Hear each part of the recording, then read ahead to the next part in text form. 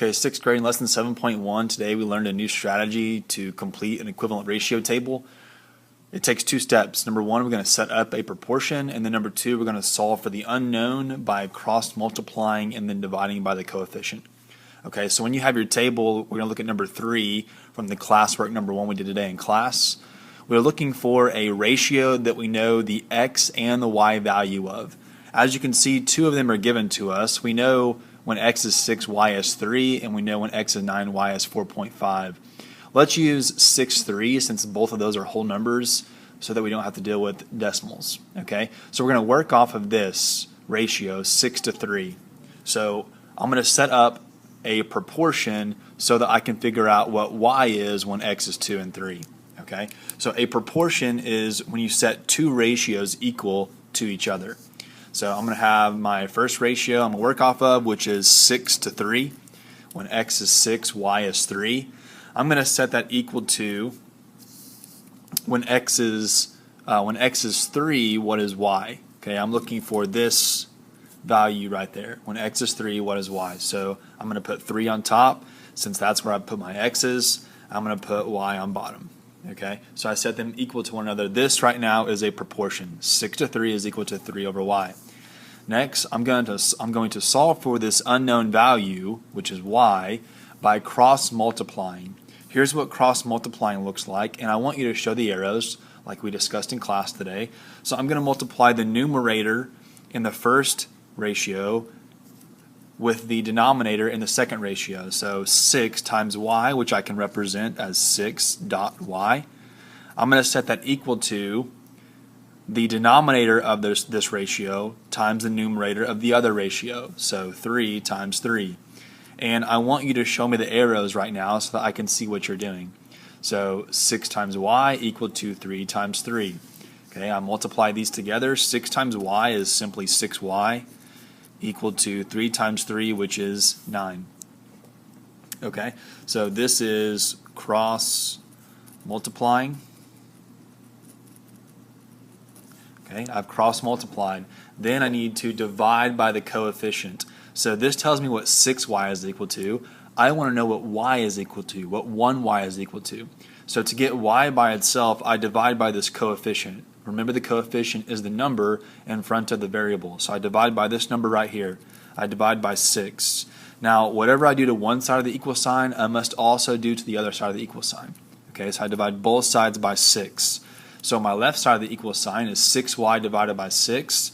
6 over 6, 6 divided by 6 is simply 1. And so this left side simplifies to 1y, which I can just write as y. And on the right side I have 9 over 6, which is 9 divided by 6, which if I put in a calculator, I'll get 1.5.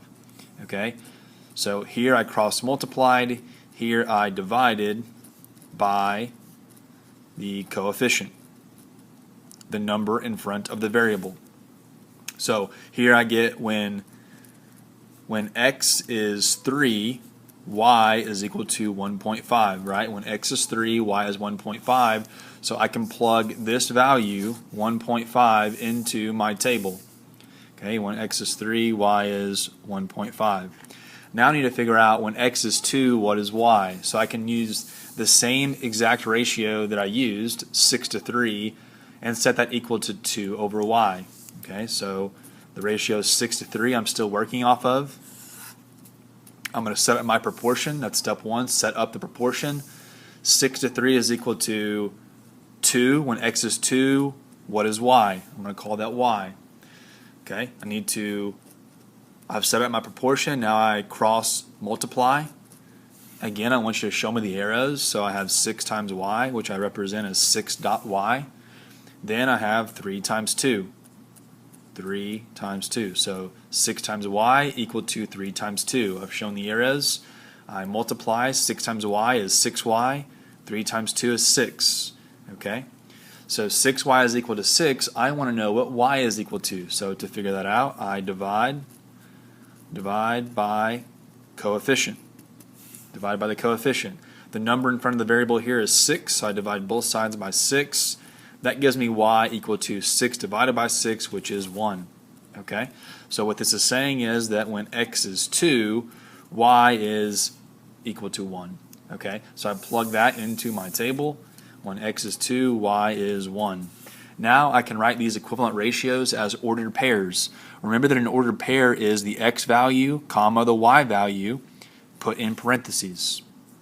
So my ordered pairs would be 2, comma, 1 in parentheses, 3, comma, 1.5 in parentheses, 6, comma, 3 in parentheses, and 9, comma, 4.5 in parentheses. Okay, those are my ordered pairs from those equivalent ratios. My final step would then be to take those ordered pairs and graph them on the coordinate plane. Okay, here's my x-axis, here's my y-axis. So the x-coordinate tells me to go either left or right. Since we're dealing with positive integers, positive numbers, the x will tell me to go right, and the y tells me to go up or down. Since we're dealing with positive numbers here, the y tells me to go up. Okay, so right, x is to the right, y is up. So for ordered pair 2, 1, I go right to 2, and up to 1, and put a dot. For 3, 1.5, I go right to 3 and up to 1.5, which is halfway between 1 and 2, so right there. Then I have 6, 3, right to 6, up to 3, and put a dot. Finally, I have 9, comma, 4.5, so right to 9, up to 4.5, which is halfway between 4 and 5. So I have plotted these ordered pairs. The final step is to connect these points with a line starting from the origin. The origin is at 0, 0. So right here, I start here and I draw a line through the points. And my line should have an arrow on the end since it is a line.